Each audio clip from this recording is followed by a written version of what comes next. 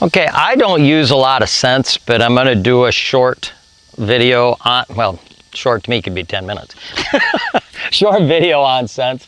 I used to use scents in the 60s, 70s, and even into the 80s a little bit, but I had more negative stuff happen to me with scents, with doe and heat and doe urine, buck urines, you know, coon cover scents, skunk cover scents. I had more negatives than I had positives. You know, I'd be using a doe and estrus, and a doe would come in, because usually I'm hunting at a destination location. A doe would come in and, you know, and she doesn't want anything to do with a doe and heat because it's going to attract bucks. So she'd spook and leave, or I'd put, you know, buck urine down, and again, does don't want anything to do with bucks, especially if it's a dominant buck odor, and they're going to snort and spook and leave. And obviously when they snort, they make noise and they scare everything else away.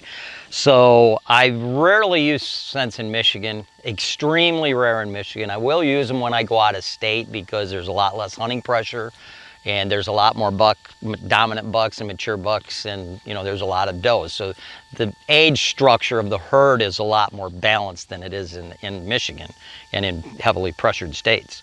So I do use it out of state. There are a couple of things that I still do use, and they're off real deer. I use tarsals a lot. So first I'm going to talk about stuff that I do use. When I talk about tarsals, anytime I kill a deer, I cut the tarsals off. And that's that little tuft of fur down here on the inside of their hind leg. And it looks kind of like this. And what I will do, depending on the time of year, even if it's a doe, I'll write on their early season doe, and I'll shrink wrap them.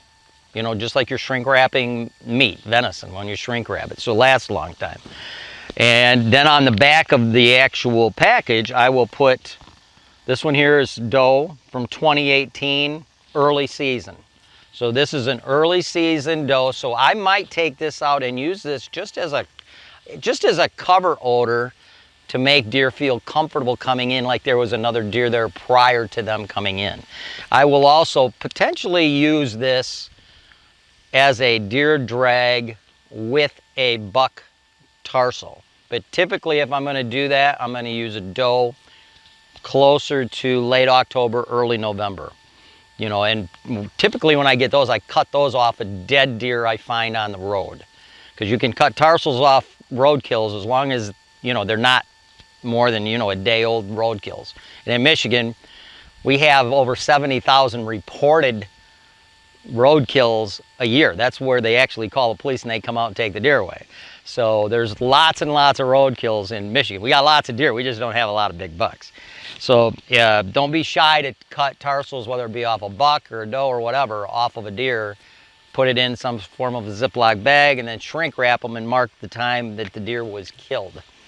So tarsals work great. I've killed a couple bucks in Michigan where I actually laid a buck tarsal down, and I'm talking a buck that I had shot that was a mature buck from previous year or 2 years. You know, they last 3 or 4 years when you shrink wrap them. And I've actually did a scent drag because I wear scent locks, so I'm not worried about my human odor. I'll do a scent drag from 2 different directions to my location, especially if it's like at a primary scrape area. That way if a buck comes out and comes out 100 yards away and he's not coming to the scrape area, but he cuts a track of a dominant doe that he's not familiar with that odor, and he is the dominant buck in the area, there's a possibility he's going to turn and cut and follow that track, just like a beagle on a rabbit. And 2 times I've had that happen. One was a 140 incher and one was a 130 incher. Came down, followed it just like a beagle on a rabbit, and shot him at, you know, both of them at about 12 yards, because that's where I physically hung the tarsal in the tree over a scrape. You know, that's where I hung it when I got in the tree to hunt after I did the drags. So tarsals work great, and they're real. There's not going to be any bacteria on it if you take it off a deer and you shrink wrap it relatively soon after we shot. That's the one downside with a lot of the urines. They're usually taken in June or July, and they're taken in 55-gallon drums, and there's bacteria in them. And when they're putting them into jars where you open the jar, you close the jar, you're letting air in there, and that air is going to eventually cause bacteria. So that's something I did want to talk about, because the only company that I know of that actually sells urines with very minimal, if any, bacteria is Tinks. Tinks bottles, a 69 doe and rut. I think 69 was the actual first, doe and estrus urine ever taken off deer, sold back in the 70s, I believe. I think they were the first ones to do that. But anyway, when you get these foggers or these misters, there actually is a sleeve of urine inside of this can. So when you press the mister, there is no air that gets to that sleeve of urine inside. So the can is pressurized, and when you push this, it actually allows a certain amount of urine to go out. If you use like a buck bomb, which Tinks used to make buck bombs, pretty close to half of what's expelling out the nozzle is a propellant, which has obviously a foreign odor, and it could ruin the odor that you're trying to use to attract other deer. So keep that in mind. Buck bombs, they use a propellant to actually expel the odor. The propellant is mixed right in with the urine. This one here is totally different, where it's a pressurized can. The urine is totally encapsulated in a sleeve inside this can, so it only lets out the urine, and the urine cannot get any air. So it's not going to gather any bacteria like it would if it was in liquid form in a jar, where you're opening it up, closing it up, opening it up, closing it up, and you're letting air in there. And bacteria is something where if urine gets a little tainted, we're not going to probably notice it, but a deer very well might, especially a mature buck that's very cautious on anything he responds to. So be very cautious with urines. I will, when I'm out of state, hunting in a scrape area, I will use Tinks mister. This one here is a fogger actually, but they do a mister as well. I'll use that in the scrape, and they also make a buck urine as well, and works exactly the same way. As far as drags, if I'm going to use a commercial scent on a drag, which I used to do a lot, and I only do that now when I'm out of state, I actually will have these little ropes, and I keep these washed, and I keep them in a scent-free Ziploc bag, and I put a safety pin on the end. And what I will use, as opposed to, like, this here is a Tinks dragger. I'm not a big fan of draggers, because draggers, once you use them one time, you're supposed to wash them out and use them again. Well, there's going to be bacteria. That's never going to smell the same after you use it once. Plus, I don't know how well that fabric in there was taken care of. That may have a foul odor in that fabric, and then when I put urine on it and use it as a drag, it's going to have that foul odor. So what I will typically do is I'll buy tampons, ladies' tampons. Doesn't matter the size, but I'll cut them into pieces. So there's some tampons as well.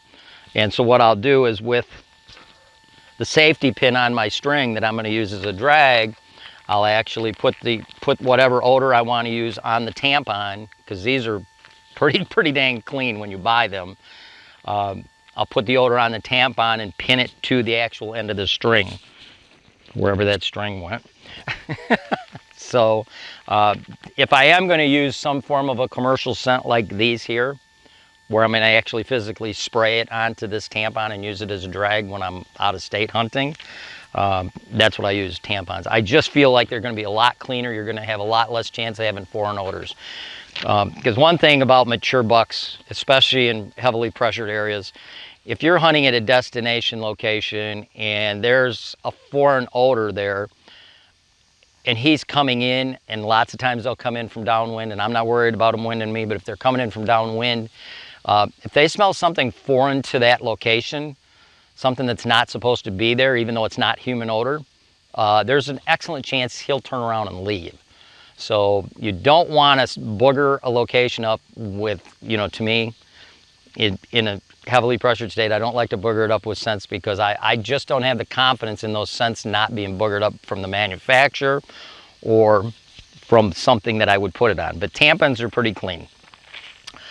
Let's see, what else? So I got cover scents. Yep, got to talk about cover scents. They used to sell a lot of skunk cover scent. They still sell coon, obviously evergreen, apple. They sell doe cover scents. I'm not a big fan of cover scents because they're pretty strong, and a lot of people will use a cover scent in an area where that particular cover scent doesn't exist. They may use a pine cover scent in an area where there's no pines, or apple where there's no apple trees, or when you're using other animals like coon. I'll never forget, I was on a hunt one time on public land, and I walked by this dude in the parking lot, and he smelled like 50 raccoons peed on him. I mean, his coon urine odor was so strong, and for somebody to think that that's not going to arouse a mature buck's senses, you're crazy, because it's just too strong. If it's something subtle, there's a few drops where you're trying to do some cover scent, that may be one thing. But when you do something that's overpowering and they smell a lot of it, that's going to alter their mindset, and they're not going to come into that destination location. They're not going to come into that spot on the merits you chose that for. So, when you're using cover scents, make sure you're using the right type of cover scent for the area that you're hunting and that exists, and don't overdo it. Don't overpower everything. That's another thing. Even when people are using urines, they tend to use too much. Deer have really, really good noses, and it doesn't take a whole lot of it for them to smell it. So you don't have to put enough on there where you personally have to be able to smell it, because you just want it to be something as some form of a cover scent if you're concerned about wind and getting busted yourself.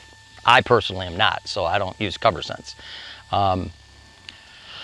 And I can't really think about anything else. Obviously, the time of year, you wouldn't use an estrus scent early in the season because does aren't in estrus at that time of year. So it's going to be more apt to spook other does.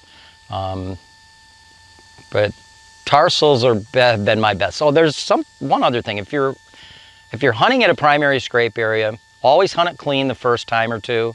And then if you do want to booger it up with some scents, if you want to put some doe and estrus, a little dab of doe and estrus, or maybe some buck urine scent in the scrape, there's another company out there. His name is Smokey. I met him at a show, and he actually sells bottled preorbital gland scent, which is the gland that they have up on their forehead, and it's what they use when they're working licking branches. They'll rub that preorbital gland on the licking branch, so that leaves an odor. And I don't know of anybody else that makes that. It's other than that Smokey guy, and he's a long-time trapper. So I can't fathom that would hurt if you just put a drop up on a licking branch. Just a little more something if you're making a mock scrape, or you're boogering up a scrape that's already there. I can't see if you just use a tiny amount of that preorbital gland, because that's what he gets it from. He actually goes to places where they butcher deer. He cuts the preorbital glands out, and that's what he makes that from. So it's not some kind of synthetic mixture. It's actual preorbital gland odor.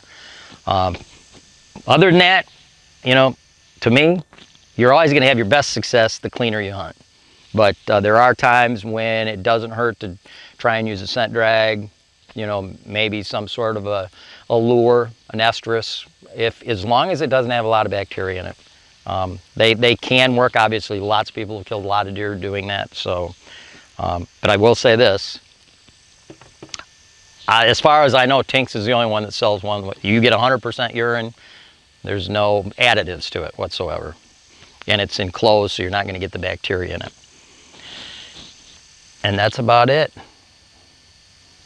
Thanks for watching another episode of Eberhart Outdoors, and please like and subscribe.